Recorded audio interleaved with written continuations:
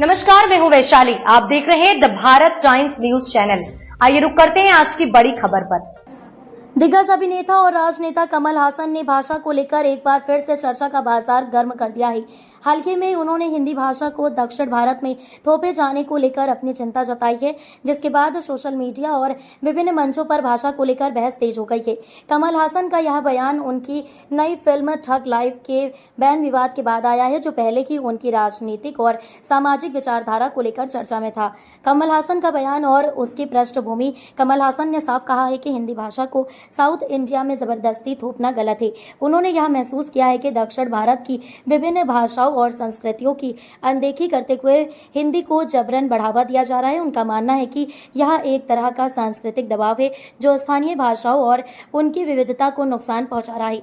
कमल हासन ने कहा कि हर भाषा की अपनी पहचान और महत्व होता है और उसे सम्मान देना जरूरी है।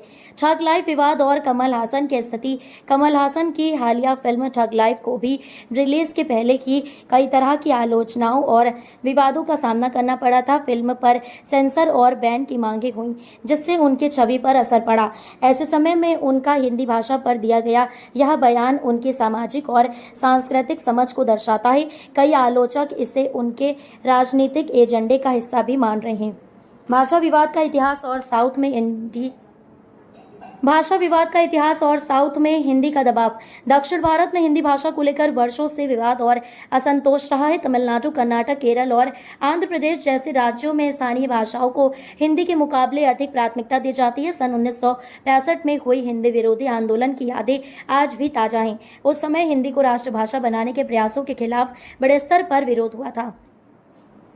सोशल मीडिया और जनता की प्रतिक्रिया। कमल हासन के बयान के बाद सोशल मीडिया पर इस मुद्दे को लेकर तीखी बहस शुरू हो गई है।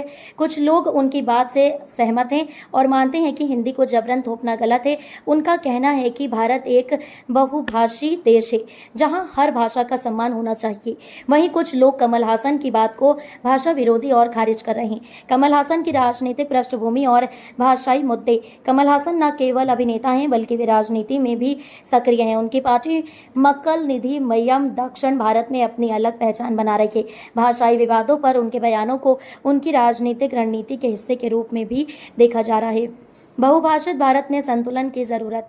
कमल हासन के बयान ने हिंदी और दक्षिण भारतीय भाषाओं के बीच चल रही बहस को फिर से जीवित कर दिया है। भारत जैसे बहुभाषी देश में यह जरूरी है कि सभी भाषाओं का सम्मान हो और किसी भी भाषा को जबरन थोपने का प्रयास न किया जाए।